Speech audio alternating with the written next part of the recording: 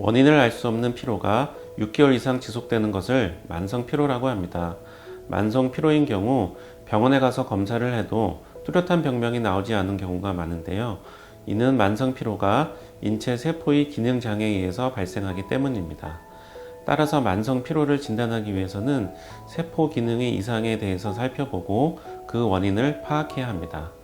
만성피로를 일으키는 세포 기능 장애의 원인을 세분화하면 미토콘드리아 기능 저하로 인한 에너지 발생의 문제, 영양소 불균형, 해독작용 이상, 각종 호르몬 불균형, 음식 과민성, 면역력 결핍, 장의 기능 장애 등이 있으며 이외에도 중금속 중독, 근육 통증, 심신연계에 의한 문제도 있습니다.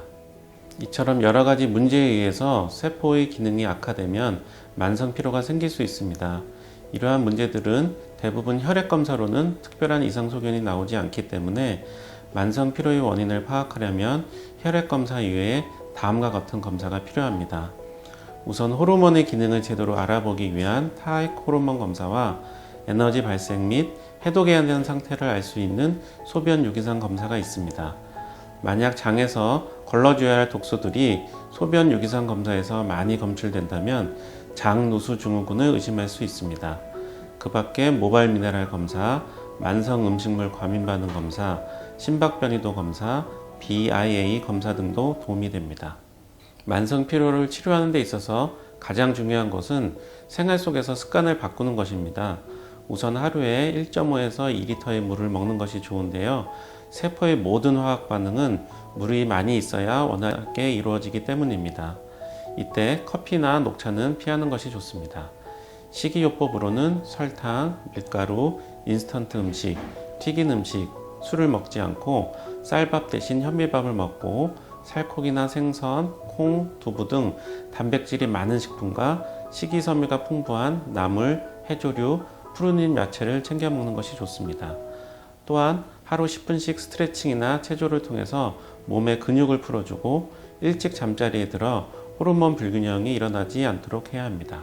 스트레스를 많이 받을 때 이것을 이겨내기 위해서 우리 몸에서는 여러 가지 중요한 영양소들이 소모되고 고갈됩니다.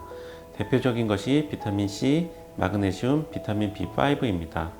또 세포 내 공장 역할을 하는 미토콘드리아가 원활하게 활동하려면 비타민 B군이 골고루 있어야 합니다.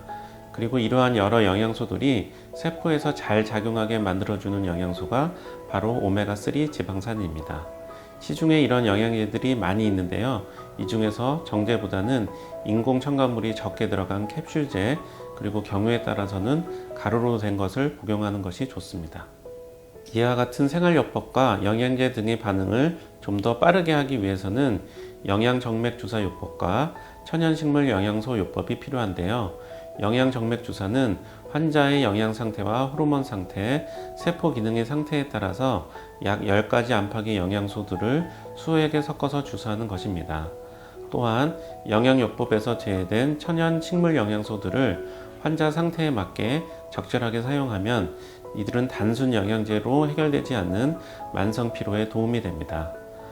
만약 매일 피곤한 증상이 지속된다면 무분별하게 건강기능식품이나 보양식을 섭취하지 마시고 전문의 진단하에 세포기능 검사를 통해 근본적인 치료를 받으시기 바랍니다.